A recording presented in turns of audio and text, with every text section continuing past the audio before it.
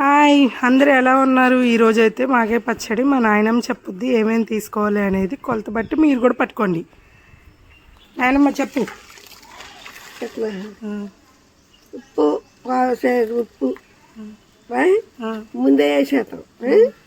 ఇక తర్వాత ఎప్పుడైతేనే ఎక్కువ చేసుకుంటాం. తర్వాత గలాసున్నర కారం, అంటే పావుసేరు మీద కొద్ది కారం,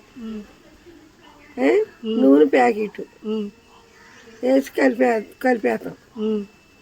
మళ్ళీ మనకి బాగా కావాలనుకుంటే ఎండుమిరకాయలు, కరివేపాకు, జీలకర్ర, తాలింపు గింజలు అన్నీ వేసుకుని నూనె పొయ్యి మీద పెట్టి నూనెలో ఇవన్నీ వేసి వేపేసి ఆ పచ్చడి తీసి నూనె కింద పెట్టి ఆ పచ్చడి తీసి దాంట్లో వేసి కలుపుకుని మళ్ళీ జాడీలు వేసుకుంటే అయిపోయింది. అది పడతాం. ఆవు పిండి, మెంతిపిండి. ఆవు పిండి, మెంతిపిండి అయితే అదంటే కొంచెమే 100 గ్రాములు.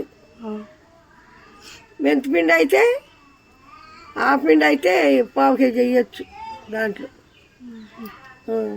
3 కేజీల ముక్కల్లో 3 కేజీలు ఉంటాయి. మీరు మరి వేడి నీళ్ళు ఎందుకు పోసారు నాయనమ్మ? వేడి నీళ్ళైనా కొద్దిగా గట్టుకుంటే వేడి నీళ్ళు వేయాలి. కొద్దిగా అవునా? మెత్తగా ఉంటే వేడి నీళ్ళు పోయక్కర్లే.